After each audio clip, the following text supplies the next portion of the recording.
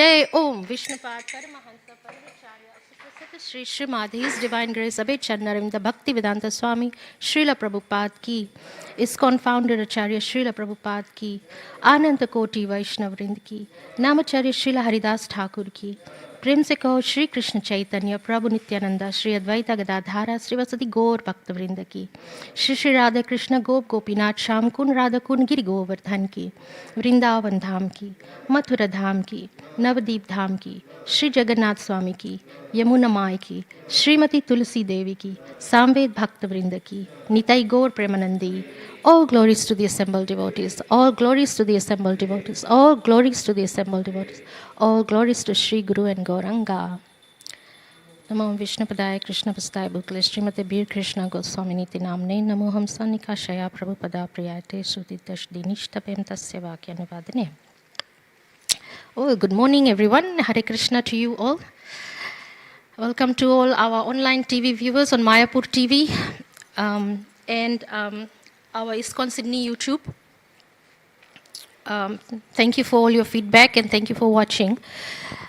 So this is a very, very warm morning. It's very hot, right? But it's nice to see summer. So we were waiting for this weather for a long time. Now that's here, it's really, really unbearable heat. Anyway, so this morning we are reading from Srimad Bhagavatam, Canto 3, chapter 24, and it's titled Renunciation of Kardama Muni. And this morning we are reading from text number 9. Yes. So, Om Namo Bhagavate Vasudevaya. Om Namo Bhagavate Vasudevaya. Om Namo Bhagavate Vasudevaya. Narayanam Namaskrityam Naram Chaiva Narottamam Devam Saraswatim Vyasam Tato Jayamudire Nasta Prayashu Abhadreshu Nityam Bhagavata Sevaya Bhagavati Uttama Shloke Bhaktir Bhavati Naishtaki Krishnaya Vasudevaya Devaki Nandanaya Cha Nanda Gopa Kumaraya Govindaya Namo Namaha. Okay.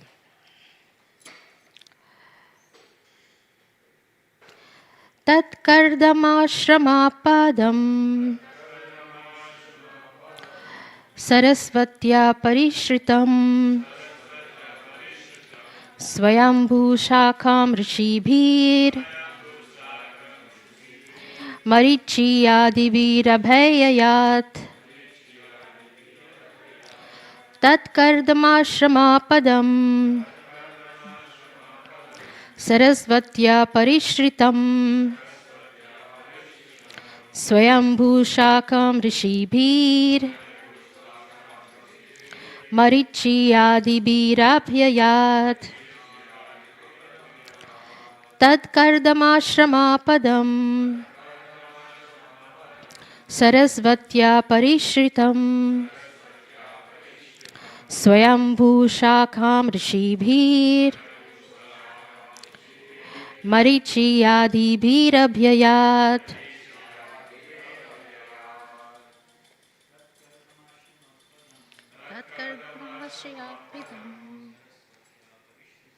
Sarasvatya Parishritam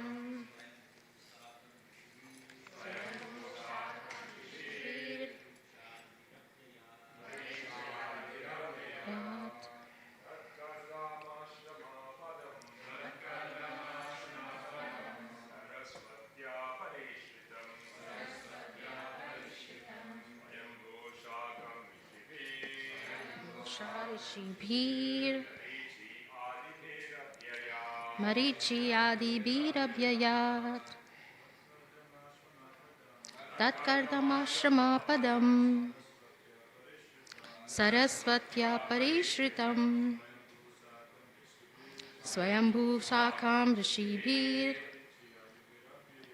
Marichiyadi Birabhyaya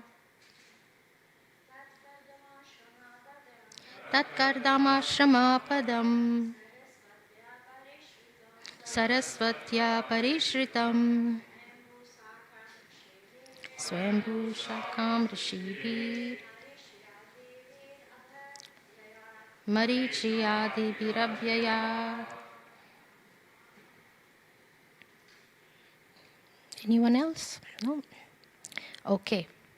Tat, that, Kardama, of Kardama, Ashrama Padam, to the place of the hermitage, Sarasvatya, by the river Saraswati, Parishritam, surrounded, Swayambhu, Brahma, the self-born, Sakam, along with, Rishibhir, the sages, Marichi, the great sage Marichi, Adibhi, and others, Abhyayat, he came there. So we've got a translation and purport by His Divine Grace A.C. Bhaktivedanta Swami Srila Prabhupada ki Jai. So the translation for this shloka is, Brahma, the firstborn living being, went along with Marichi and other sages to the place of Kardama's hermitage, which was surrounded by the river Saraswati. So we can all repeat, Brahma, the firstborn living being, went along with Marichi and other sages to the place of Kardama's hermitage, which was surrounded by the river Saraswati. Okay, so it's an extremely short purport. Brahma is called Swayambhu, because he is not born of any material father and mother. He is the first living creature and is born from the lotus that grows from the abdomen of the Supreme Personality of Godhead, Garbho Dhakshai Vishnu. Therefore, he is called Swayambhu, self-born. Okay, so, Mangal Charan. Om Jnana Timirandasya Jnananjana Shalakaya Chakshurunmilitam Yena Tasmai Shri Guruve Namaha. Shri Chaitanya Manobhistam Stapitam Yena Bhutale Swayam Rupa Kadamayam Dadati Sva Padantikam. Vandeham Shri Gurum Shri Yutapada Kamalam Shri Gurum Vaishnavamscha Shri Rupam Sagrajatam Sahagana Raghunathan Vitam Tam Sajivam Sadvaitam Savadutam Parijana Sahitam Krishna Chaitanya Devam Shri Radha Krishna Padan Sahagana Lalita Shri Vishakhan Vitamscha. Hey Krishna Karuna Sindhu Deen Bandhu Jagatpate Gopesha Gopika Kanta Radha Kanta Namastute Tapta Kanchana Gaurangi Radhe Vrindavaneshwari Vrishabhanu Sute Devi Pranamami Hari Priye Vancha Kalpa Trubhascha Kripa Sindhu Vaevacha Patitanam Pavanebhyo Vaishnavebhyo Namo Namaha. Jai Shri Krishna Chaitanya Prabhu Nityananda Shri Advaita Gadadhara Srivasadi Gaur Bhakta Vrinda Hare Krishna Krishna Krishna Hare Hare Hare Rama Rama Rama Hare Hare. Okay, so we've been reading about Kardama Muni and Devahuti for a while now, few weeks. So anyone who is interested to know, this is like a perfect example of the Varnashram. From someone who's been a brahmachari in the hermitage to a grihastha, and then becomes a father, and then is ready for renunciation. And so we've been looking at Kardama Muni's journey from one stage to another to another. One may think, okay, well, that's Kardama Muni, it's not on our level. But we can take some examples and how perfect varnashram should be. And on the other hand, they are the ladies also. They'll be thinking, okay, well, it's all about Kardama Muni. What about us? It's not like that at all. Because this is Devahuti's journey also. So she has been walking step by step beside Kardama Muni. The interesting thing about Kardama Muni and Devahuti is, well, Kardama Muni was a Brahmin and he was highly elevated. And so he was already knowledgeable and already a liberated, so he didn't really need to get married. But it was his desire and it was arranged by Lord Krishna. And why? It was to be set as an example to us so that we would learn from them. For the better of humankind, basically.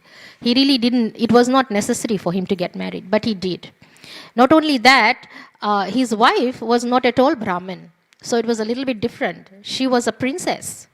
And she was the daughter of Manu, right? And she was, as a princess, she was a Kshatriya. So there was a marriage between a Brahmin and a Kshatriyani. And so Kshatriyas are not as austere, nor are they as elevated as Brahmin. But being the wife of a Brahmin and serving him without any deviation, total focus, she spent her life serving a devotee husband. She got the same blessings and same privileges as that of a Brahmin. So this is kind of like a perfect example for us as also. Because a lot of us are Brahmins, will be Brahmins, aspiring Brahmins. And one day, perhaps you might or might not marry with someone who's not one. However, through service of a devotee, they can achieve the same level as either the husband who's Brahmin or the wife who's Brahmin. They can achieve through association. So, in this regard, we all know Kardama Muni was extremely pious and very highly elevated to the point that the Lord himself went to him one day. And the Lord himself arranged a marriage for him. And on Devahuti's side, she's a princess, Kshatriyani. Lord Brahma had already prophesied. In other words, told her what was happening in the future. He came and told Devahuti that your son is going to be the Supreme Personality of Godhead one day. He prophesied that to her. She knew about it. So she served a devotee husband and she was expecting to have a son later on in the future who would be the personality of Godhead. Now, why is that? Why would anybody want the personality of Godhead as their son? So the question arises, why wouldn't you, right? Why wouldn't you? All of us would. However, she had not performed those austerities. She was a princess, but she had not gone into the hermitage. She had not done the, whatever austerities need to be performed. Her husband did. But she got the same rewards, same thing, as her husband. And the way the Lord graced her was he became her son. So we are at the stage right here now. Kardama Muni had given Devahuti 9 daughters. And they were not ordinary daughters. Even though it had come out of a grihastha life with the material enjoyment, so-called material enjoyment. But these daughters were later handed over as wives to the Sapta Rishis. Who are they? They are the sons of Lord Brahma. Now, Lord Brahma, who was is noted here as the first living being, right? When Daksha Vishnu entered this universe, he lay down in his own perspiration, and then there was a lotus that sprouted from his navel, right? And that became the birthplace of Brahma, right? Brahma was born. So he was the firstborn. And when Brahma was born, he was inspired to create. So he asked for the benediction from Daksha Vishnu once he did his austerities and prayers that he wanted to create.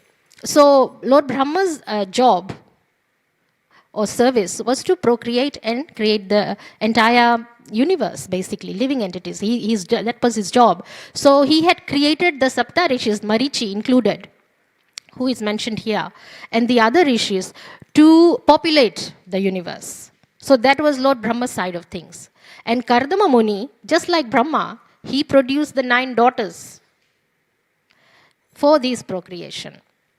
So one of them was handed over to Marichi over here. So this is why actually Lord Brahma visited Kardama Muni at this stage.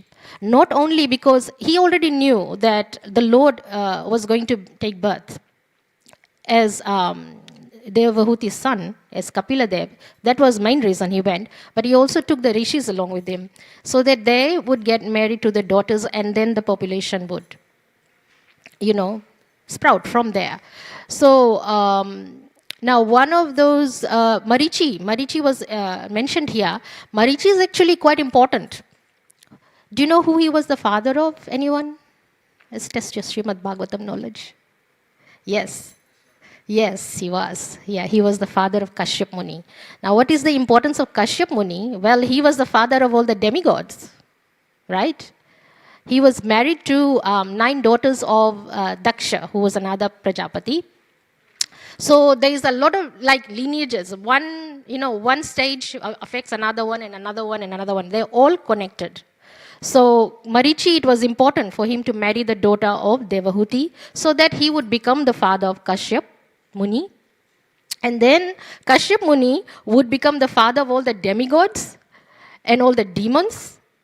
And not only that, Kashyap Muni is the father of one very important personality who is very closely linked to Lord Vishnu, who is Garuda, right? So this is all connected. So the marriage of Kardama Muni is not by chance. It is actually set up, the stage is set up so that he would populate this planet. Not only that, but with pious people, with religious people, with dharma.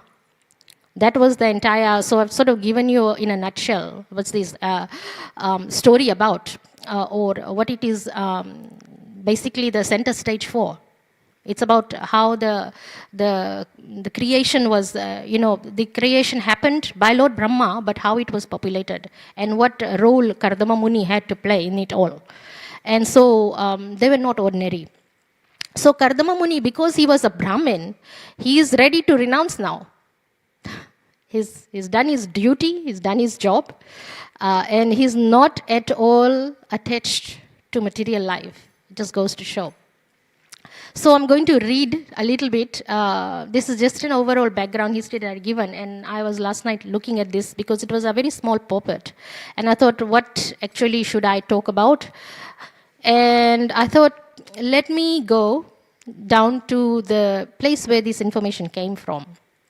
So we all know there's a book, for those of us who are book distributors, there's a teachings, right, of Kapila Dev. So I'm going to read a little bit from there to give us an idea what was the purpose for Kapila Dev to come in the first place.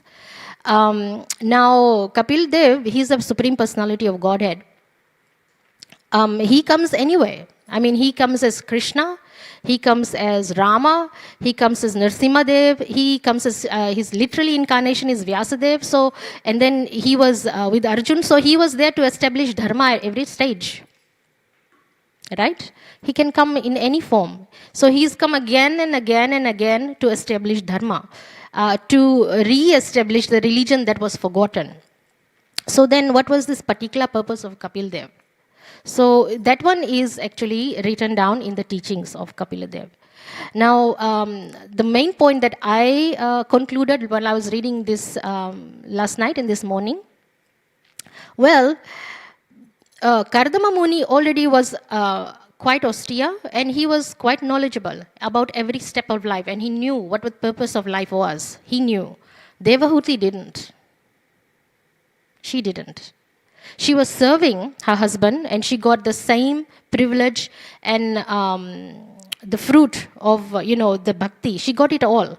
However, the knowledge part was missing from her. So Krishna decided to come as Kapil Dev to enlighten her.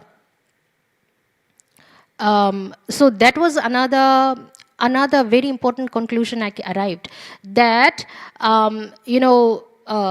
Kardama Muni, without being, too discriminative, the Prabhus or the male devotees, they have got a very outlined or defined way of stage of lives, whereas for the ladies is a little bit not so defined. This is not to pinpoint on anything or judge anything, because I know right now there's a lot of controversies going on, whether ladies should, be a Diksha Guru or this and that. No, it's nothing like that. Kapil Dev had come to set a example and set some knowledge and set some rules about how ladies are supposed to renounce. So this was a message for Devahuti in this case on how to continue her spiritual life. So this is when I read the teachings of Kapila Dev, I came to this conclusion that there were some guidelines for the ladies too. Because it's got to be both, right? Let's face it. Everybody has to have a spiritual guideline, whether you're male or female. And at the bottom line, the bottom conclusion is ISKCON, our very foundation, Bhakti Yoga, everything is based on the fact that we are the soul. We are not this body. So the guideline should be there for every individual soul.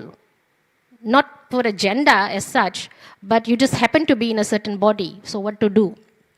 And how to progress your spiritual life. So the teachings of Kapila Dev, once I read this, and I would recommend everybody to read it, if you are curious about, how to actually develop your spiritual life, it's really good. It's very good. And it was specifically good. Why? Because Devahuti mentioned to the Lord like that she has been spending all her time in devotional life to her husband. In other words, she was producing kids. That is material life in one sense. Obviously not on that level. I mean, that was definitely not material because they had a purpose in service. But they were acting on behalf of, as a devotional service to Lord Krishna, because they had lots of things to do and procreate.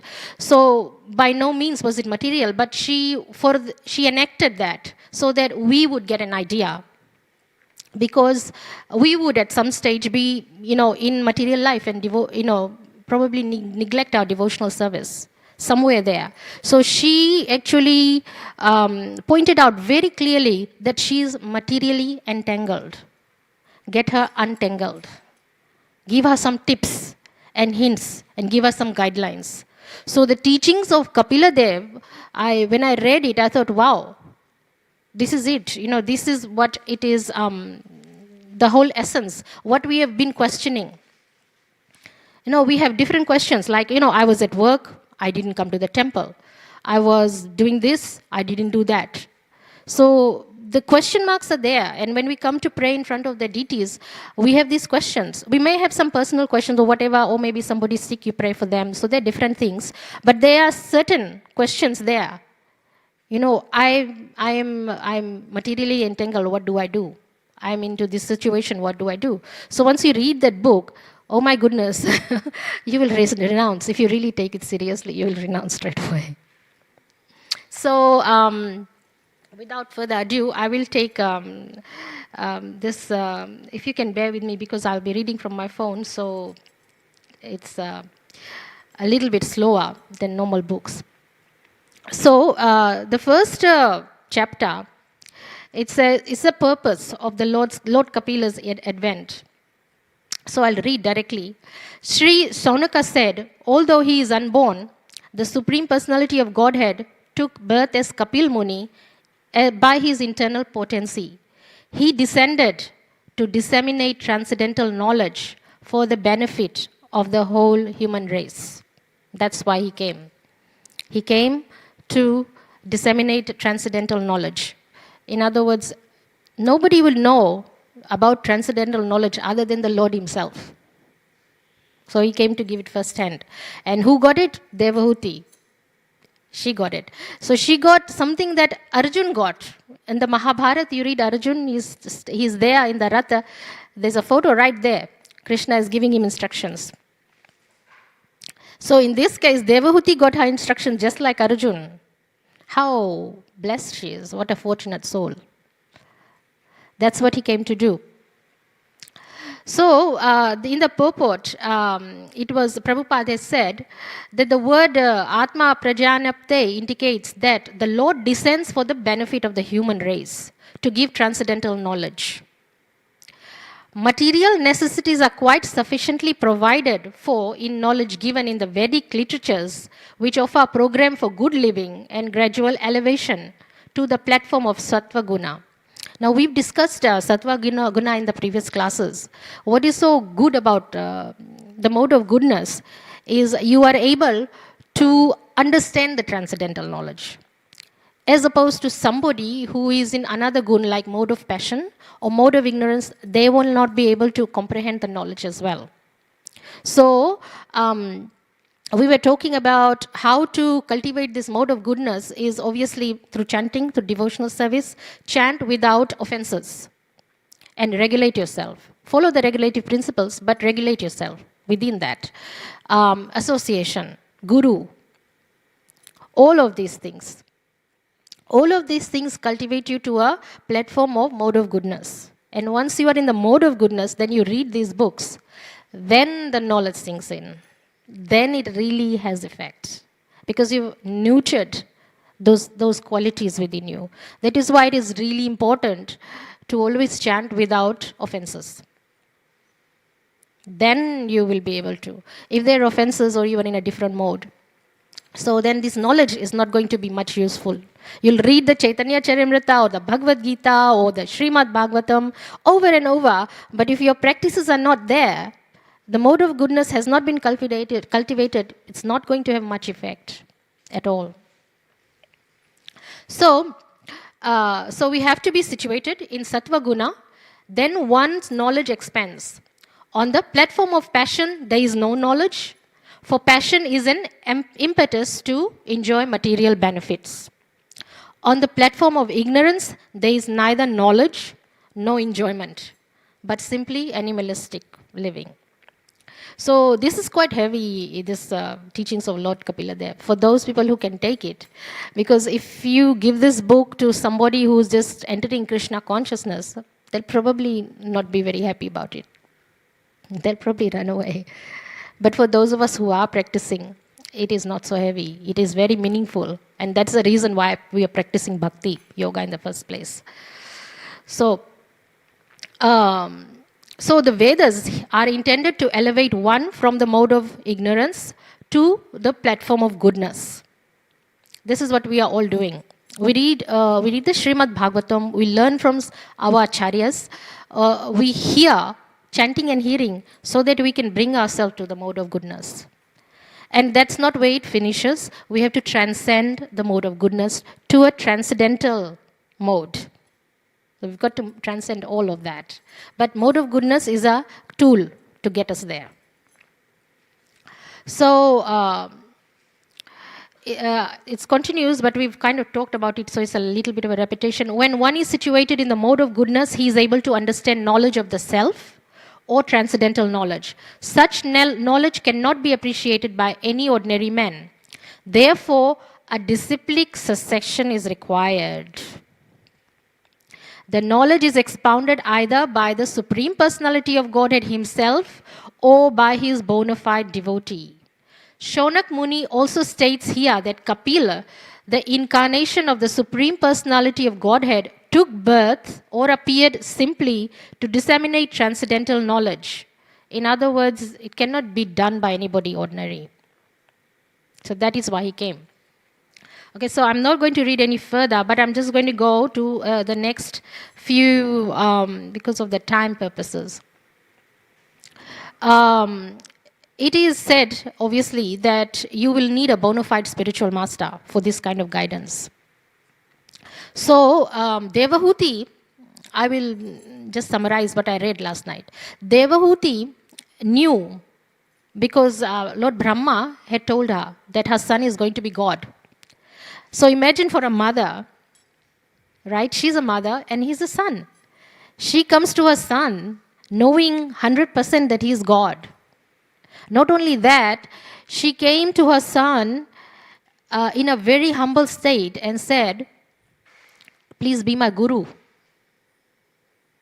So imagine if you have a mother, all of us, you have a mother.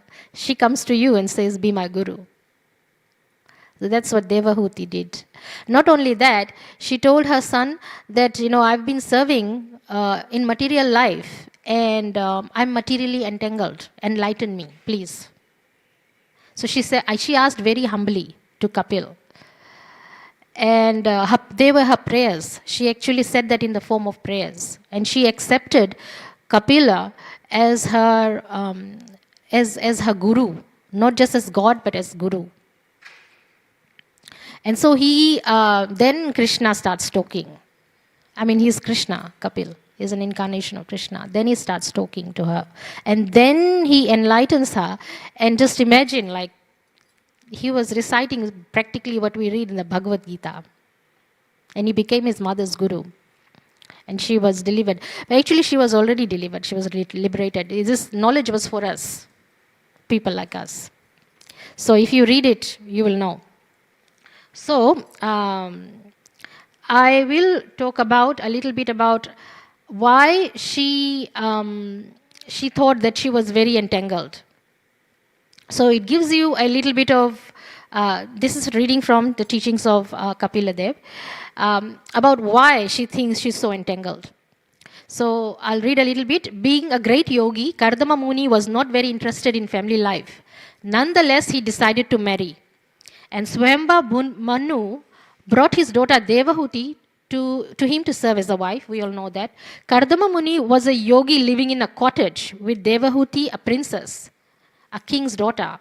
Not being used to work, she became very skinny. So this is what I'm trying to say. Devahuti, why she thought she was materially entangled. Because she came to serve a devotee. But she was not used to work. She became very skinny. And so Kardama Muni took compassion upon her, thinking, this girl has come to me, but now she's not in very comfortable position. So he proceeds to make her comfortable. So in other words, she thinks now she's going to get entangled because she's going to get the comforts of life. So Kardama Muni created a large palace with many servants, gardens and other opulences. Not only that, he also created a great spaceship. Can anybody do that for their wives or husbands? Create a great spaceship? That's what he did for his wife. He created a great spaceship as large as he could as a small city. So it was a small city. And this is Prabhupada's purport. Modern airlines have prepared a 747. And although these are very big, Kardama Muni, by his yogic powers, was able to create a spaceship wherein there were lakes, palaces, and gardens. Imagine. This spaceship could also travel all over the universe. So now Devahuti, from being a simple lady, skinny, she got the opulences. Now she's got material opulences. So she's enjoying all these things. Having a spaceship of her own with lakes and gardens, going all over the universe with all opulences. So that is why she thinks she's materially entangled and she needs to get rid of all that attachment. Modern scientists labor very hard to make a small spaceship to go to the moon. But Kardama Muni could create a great spaceship that could travel to all planets. This is possible by yogic powers. So then he goes on to explain a lot of other things. Kardama Muni was a perfect Siddhi yogi. By his wife, he had 9 daughters. They were distributed to Prajapatis like Daksha Maharaj and many others. The only son, so he only had one son, Kardama Muni, was Kapil Dev, an incarnation of Krishna. Now, this Kapil Dev was also known as one of the Mahajans. There are 12 Mahajans. Who are Mahajans? Mahajans are those elevated souls from whom we can take directions from to elevate ourselves spiritual. So they are authority, basically. They are authorities. So Kapil Dev is one of them. So if you read this book, Teachings of Kapil Dev, you are taking instructions, you can deliver yourself. Now there are other Mahajans. Who are the other Mahajans? Maybe I should get you to talk a little bit too. There are many. One more. Who? Brahma, yes. Brahma is one. Swayambhu Manu is another. Yes. Who?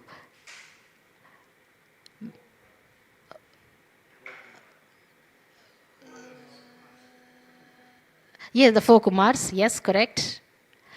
How about Bali Maharaj? Prahlad Maharaj is another one. Yes. Yes. And how about Bhishma Pitama? Yes. Lord Shiva, another one. So there's many. You can follow anyone. There's 12. I don't think we've gotten all of 12. There's Bali. Anyway, these are some of the people. Bhishma, oh, it's written here actually. I've got it right here. Swambhu, Narad. Narad Muni. We forgot about Narad Muni. Shambhu, Kumaras, Kapil, Manu, Prahlad, Janaka, Bhishma, Bali, Sukadev Goswami. We just are listening from him. Sukadev Goswami. And another one is a very interesting one, is Yamaraj. Yamaraj is another one. So Swayambhu is also Brahma, and Shambhu is Lord Shiva. So these authorities should be followed if we want to approach the Supreme Personality of Godhead and understand the purpose of religious life.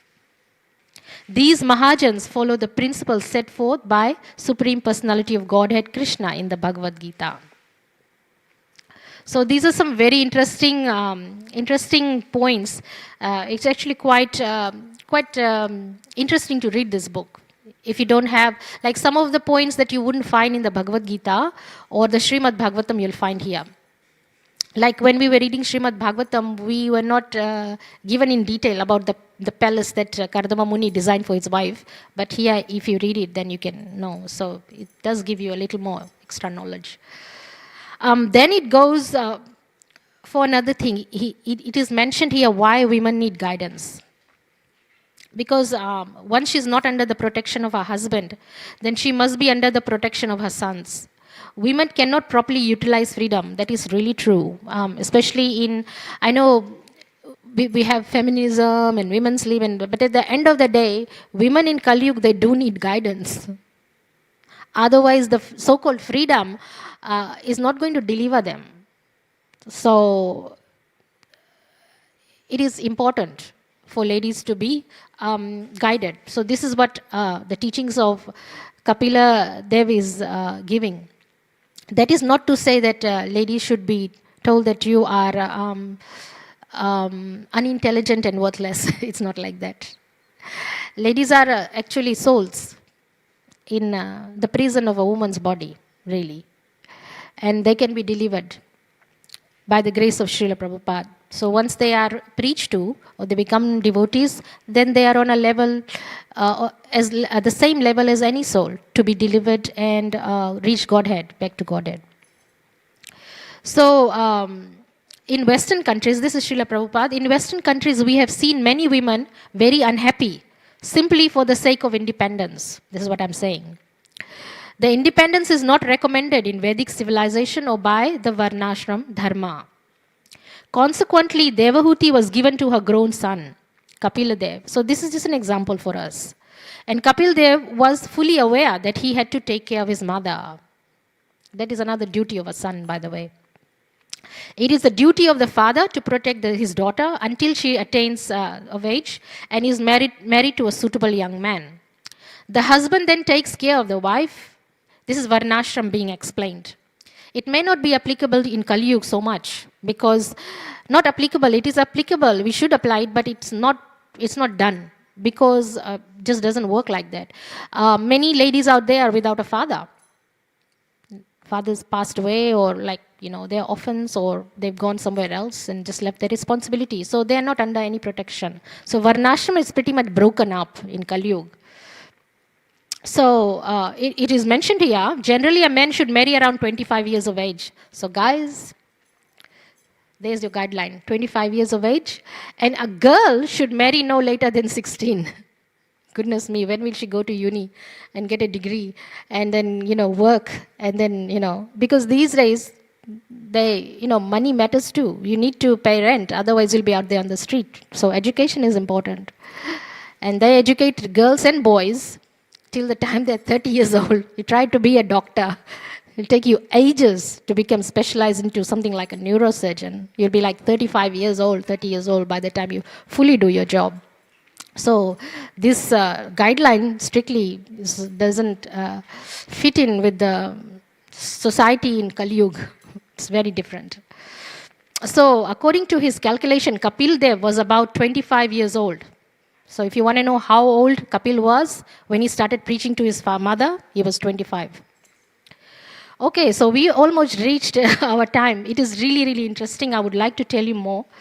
Um, Kapil Dev was not irresponsible but always ready to please his mother. Kapil Dev was a brahmachari and his mother took lessons from him. That is so nice.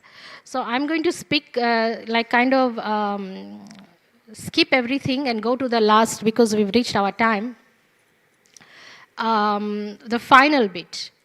What is what was the conclusion that he told Devahuti? What was really the bottom line? He told her that devotional service is a final perfection, which is what Prabhupada told us. I had written down, I was going to read from the book, didn't have time, but Prabhupada, this is Prabhupada's class that I had written some points down. Prabhupada said, simply by being initiated by a spiritual master, you cannot be just delivered simply by that. You have to follow one of the 9 processes of bhakti. In other words, you have to continue your devotional service. It has to continue, not stop. So while you are initiated, your devotional service has to continue for life. Chanting without offenses, hearing, chanting. Any one of the 9 processes of bhakti, it has to go and initiated by a spiritual master, then you kind of get delivered. So this is what Kapil Dev told his mother. Devotional service is the final perfection. And here the devotees are referred to as yogis. The yogis, why yogis? Because they are practicing bhakti yoga. So you become a yogi after practicing bhakti yoga. So the yogis, equipped with transcendental knowledge and renunciation and engaged in devotional service for their eternal benefit, take shelter at my lotus feet, and since I am the Lord, they are thus eligible to enter the kingdom of Godhead without fear.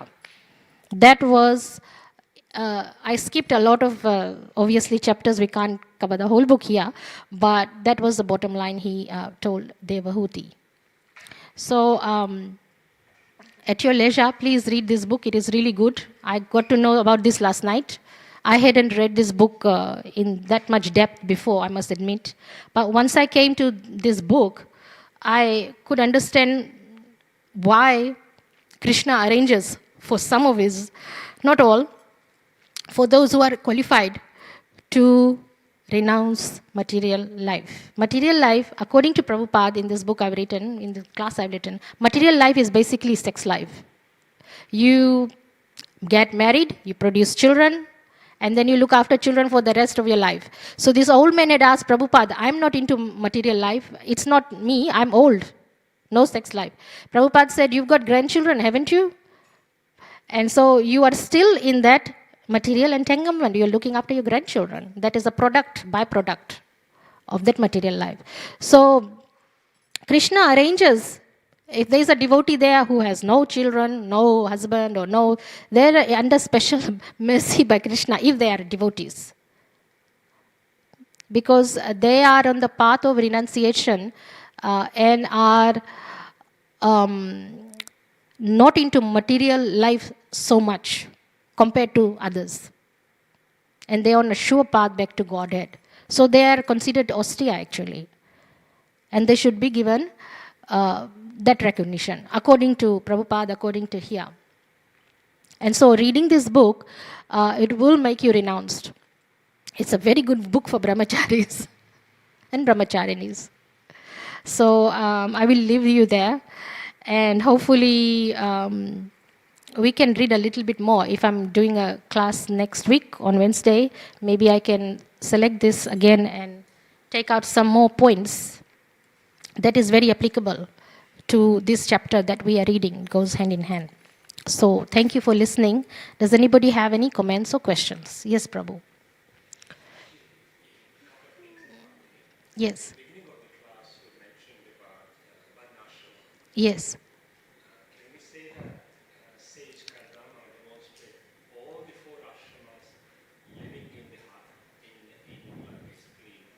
Yes.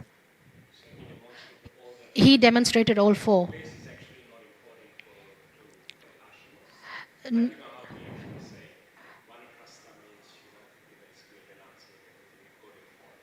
Okay, yes. Yeah, Prabhu.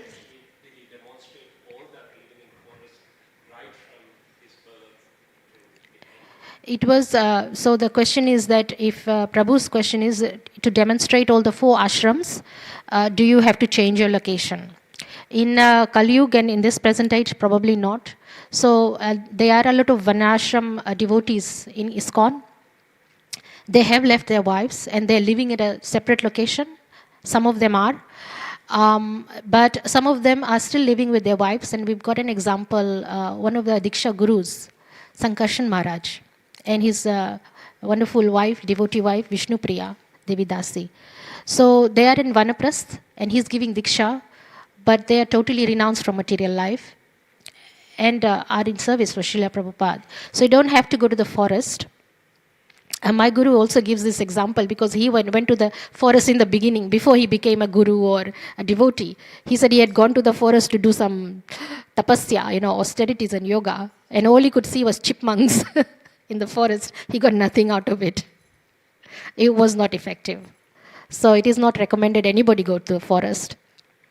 It's not recommended. It is the practice of devotional service according to the guidelines of Varnashram. So if you're a sannyasi, follow those guidelines. If you're in Vanaprastha, follow those guidelines. If you're grihastha, follow those guidelines. If you're brahmachari, follow those guidelines. And for ladies, similar thing.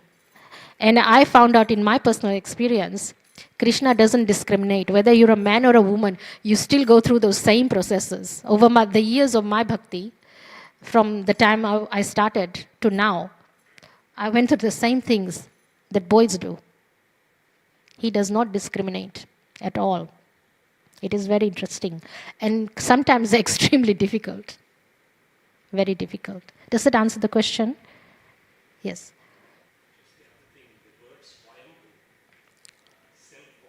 Yes. Yes.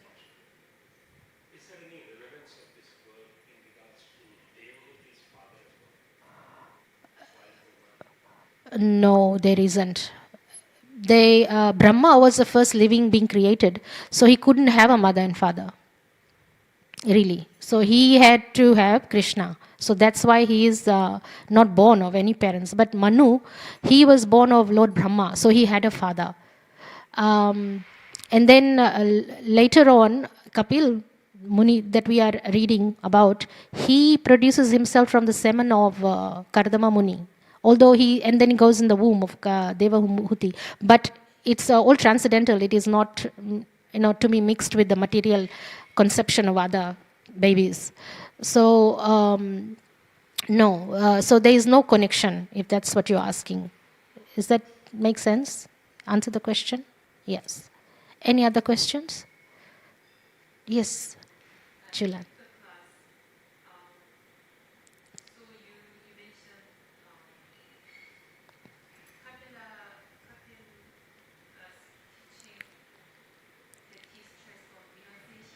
Yes.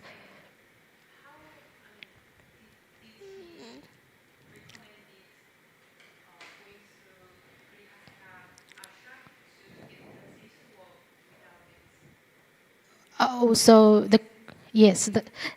So you are asking if what was the direction that Kapil Muni gave to Devahuti to move from grihastha to renunciation without straight renunciation.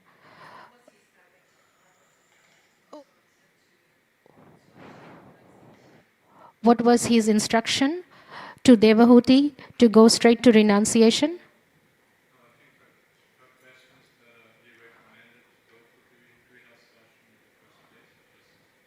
Oh, right. Okay. So, okay, thanks. So your question is, just go straight to renunciation without going through Varnashram. Which one or the other? The one or the other. So this particular teachings was for Devahuti because she had already gone into Grihastha. right?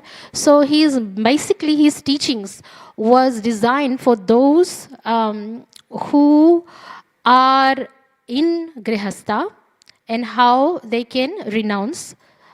But this is not only for those, I'm going to just expand on it a little bit more after I explain this part.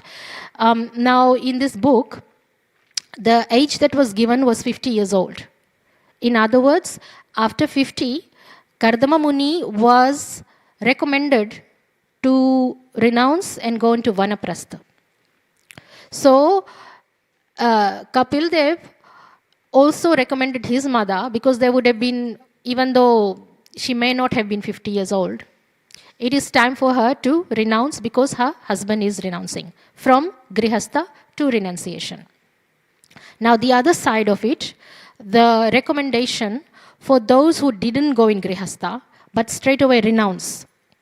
Now, that is on a better level, obviously. My guru says, this is what I know, what my guru says. My guru says that one renounces according to their nature. Like some of us are suited for Varnashram, for Grihastha. So you take that path where you go into Grihastha, produce kids, then you renounce. But there are those who don't need it, who don't need to go into a married life. They can go straight to renunciation. They are based on a higher platform, to be honest, because they've done away with, the material life.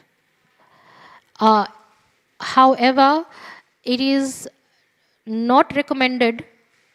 That is also, this is straight from my guru, it is not recommended to go straight to renunciation if the nature is not such. In other words, you cannot force yourself to be something you are not, because that will have adverse effects and it will be later damaging to your spiritual life. In other words, you could have spiritual problems if you renounce untimely way, when you're not ready. This is coming from my spiritual master. As far as Kapila Dev is concerned, in this book, I would have to do more reading because I didn't do entire reading, it's a whole book.